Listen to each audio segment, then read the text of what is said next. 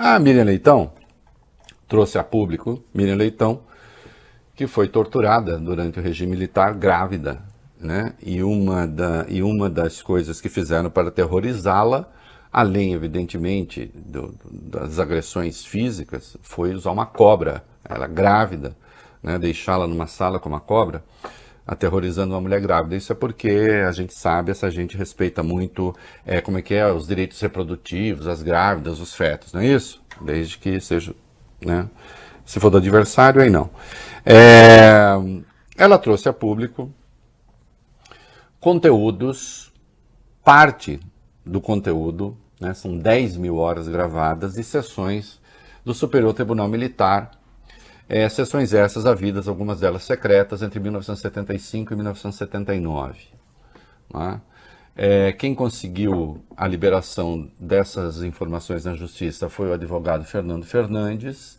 Isso foi liberado ainda em 2006 pelo STF, o STM, Superior Tribunal Militar, que teve dificuldades, mas finalmente em 2011 a ministra Carmen Lúcia falou, para liberar e pronto. Né? Isso está na mão, hoje, do professor Carlos Fico, que é da Universidade Federal do Rio de Janeiro. E ele está ali fazendo transcrição, estudando esse material, liberou uma parte para Miriam Leitão, e a Miriam Leitão trouxe a público neste domingo. O que há de formidável ali? Vejam só.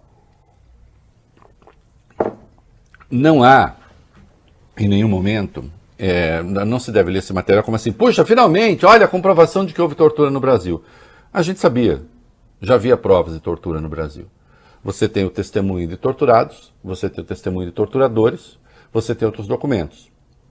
Então se sabia, houve tortura no Brasil? Houve desaparecimentos, houve mortes no Brasil, mortes nos porões, né? Milhares de pessoas foram torturadas. É bom que fique claro. Né? Os mortos oficiais do regime militar são, só checa para mim, eu deveria ter feito isso antes, vale bem, acho que são 542, segundo o número atualizado, né? Pela comissão. Mas os torturados são muitos milhares. Né? Então houve tortura. Sobretudo, e a tortura foi generalizada. Havia tortura em centros que eram comandados pelas Forças Armadas, embora oficialmente não se admitisse, e a tortura se generalizou também entre as polícias, polícia civil, polícia militar, Brasil afora. Né? Achou o número aí, Valber? São 434 casos de mortes e desaparecimentos. 434? Então 434, pronto, 434. 434. Então quando você fala, puxa, uma ditadura de 20 e tantos anos, isso é pouco. Bom, primeiro uma morte já seria muito, a questão não é essa. Mas, quando você compara com ditaduras como a da Argentina, que matou 30 mil, do Chile quase 4 mil, então você pode falar do Brasil, considerando a população, até que matou pouco, né? Quando você compara a brutalidade da Argentina e do Chile. Lembrando sempre que uma morte em condições ilegais já seria absurda, isto é, quando não há confronto, não há nada, a pessoa já está vencida, sob a guarda do Estado e a ser viciada, torturada e morta.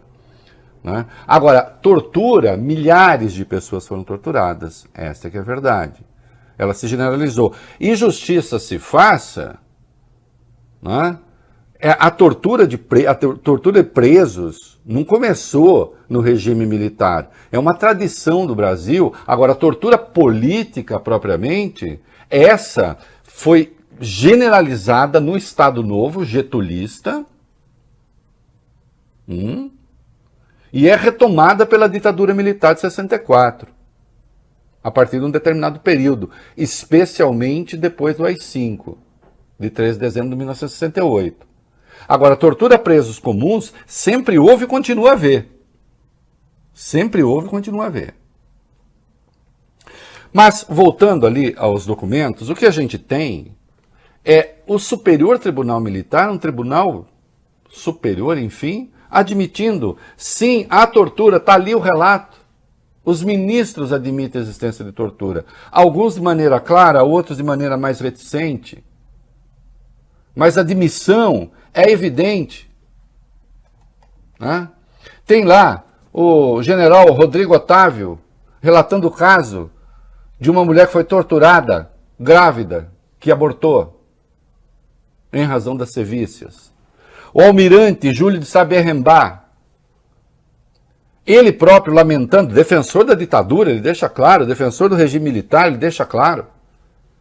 Mas ele diz, o que não podemos admitir é que o homem, depois de preso, tenha sua integridade física atingida por indivíduos covardes, na maioria das vezes de pior caráter que o encarcerado. Senhores ministros, já é tempo de acabarmos de uma vez por todas com os métodos adotados por certos setores policiais de fabricar indiciados extraindo-lhes depoimentos perversamente. Só que não eram só setores policiais. Também havia setores das Forças Armadas. Aliás, ele faz elogio da Operação Bandeirantes, que foi uma operação que matou, se viciou também, a operação conjunta de Polícia Militar de São Paulo e Forças Armadas. Né? Mas, de qualquer modo, está ali a admissão clara, evidente, de que houve tortura no Brasil. Né? E isso precisa ser compreendido, isso precisa ser entendido. E aí, peço que leiam o material da Miriam Leitão, tem links no meu blog, vocês encontram no Globo, só para ver ali os relatos. Né?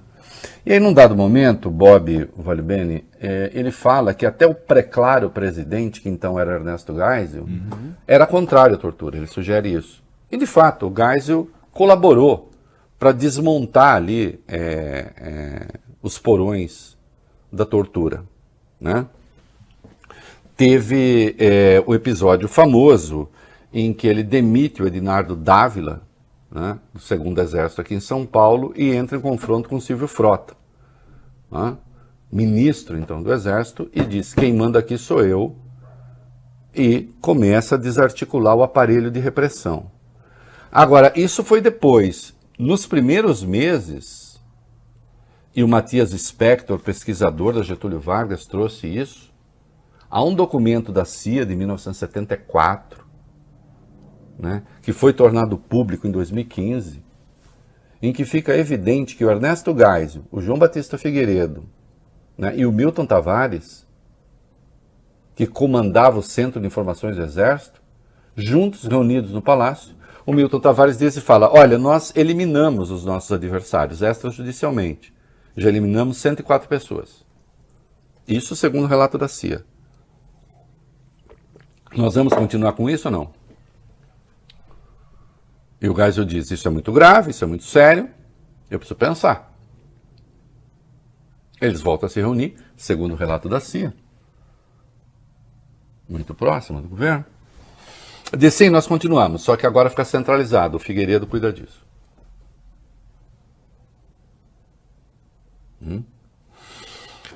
Isso tem alguma atualidade? Isso só diz respeito ao passado? Não, isso diz respeito ao presente e ao futuro. E nós vamos ainda ver por que quando a gente falar do Hamilton Mourão.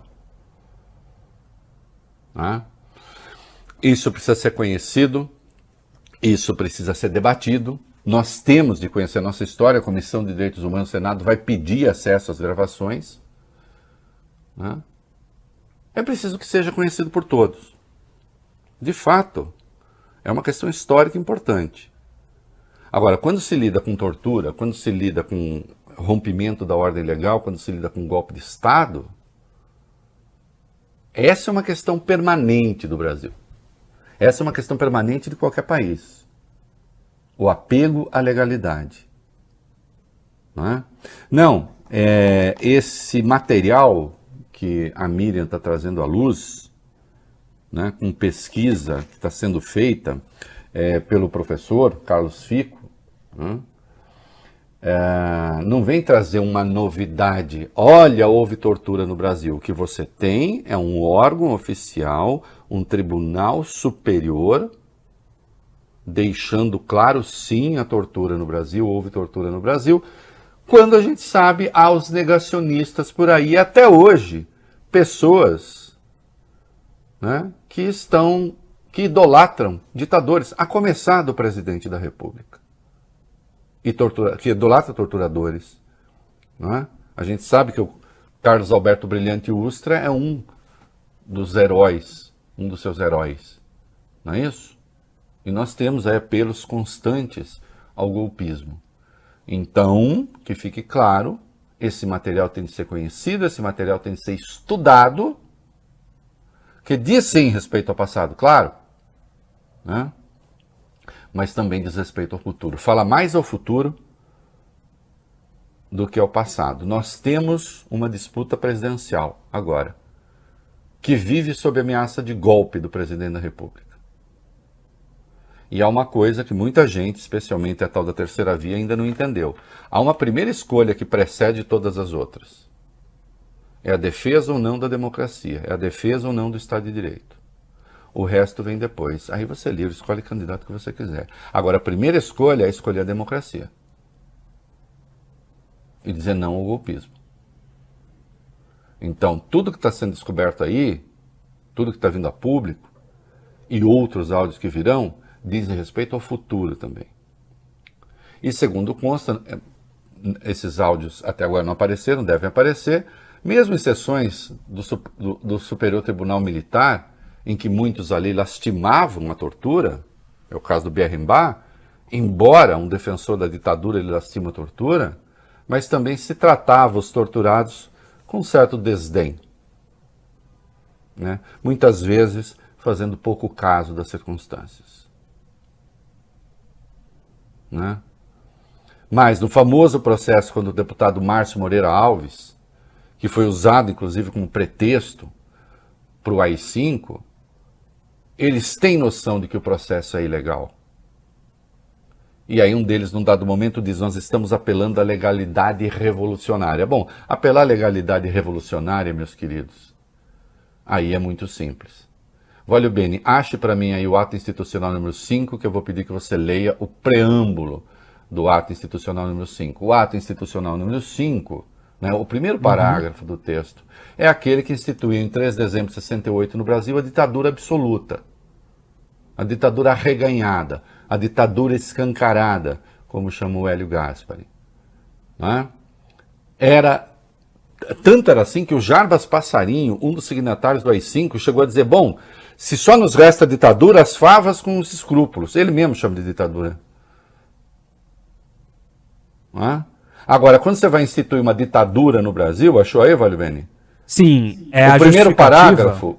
Oi? É aquela justificativa em cima, o presidente? Isso, logo no caso, primeiro parágrafo, a justificativa. O primeiro parágrafo, atenção, você vai instituir uma ditadura absoluta no país.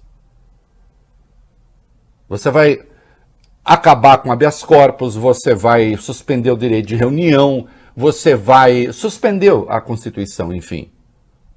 E aí se fez nesses termos assim, quer ver? Prestem atenção. Como é, Valio Bene? Por que nós vamos fazer o AI-5, Valio Bene? Conta aí, vai.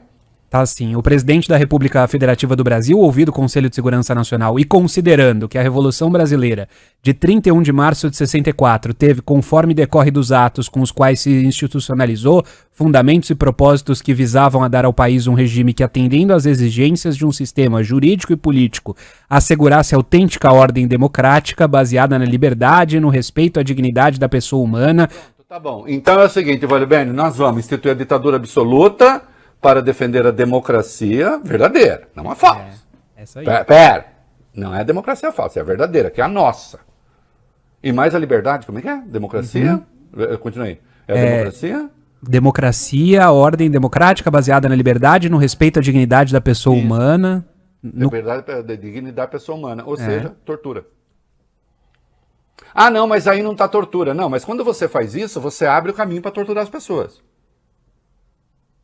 Se você dissolve a lei, você abre o caminho para torturar as pessoas. Porque tem uma outra coisa que as ditaduras fazem, presta atenção, e encerro aqui porque nós temos o general Milton Mourão, vou querer falar com ele. Tem uma outra coisa importante aí. É próprio das ditaduras não seguir, o Bob Forruia, nem a ordem da ditadura. Eu sou ditadura. Toda ditadura tem uma legalidade. Toda ditadura tem uma legalidade. A ditadura não é informal, ela é formal. Está aqui, ó. Pode, não pode. Vai perguntar na Arábia Saudita, está escrito em algum lugar que você deve pegar o seu adversário, mandar picar ele e jogar no ácido. Como fizeram com o Khashoggi lá na Embaixada da Arábia Saudita na Turquia. O Mohammed bin Salman mandou fazer. Aliás, o Bolsonaro o convidou para vir ao Brasil. Pergunta se está escrito em algum lugar que é para fazer isso. Não está. Não está. Que a ditadura, ela cria uma ordem autoritária, mas ela não diz assim, agora nós vamos cometer crimes, vamos matar quem a gente quiser, poderemos picar, botar no ácido, que é tudo da lei. Não, isso não tá. Mas ele fez. Sabe por que ele fez? Porque ele podia, porque ele pode, porque ele é um ditador, porque ele é um tirano. Durante o AI-5 aqui, e houve casos de tortura até depois do fim do AI-5, em 78, quando acabou o AI-5, você pode tudo. E é claro que o AI-5 não vai escrever, a partir de agora nós vamos torturar, vamos matar, vamos botar... Não. Ao contrário, como o Vólio Bene leu ali, nós estamos instituindo a ditadura absoluta em nome da liberdade. E da democracia verdadeira, não a falsa. Não é? Então é importante que a gente conheça essas coisas.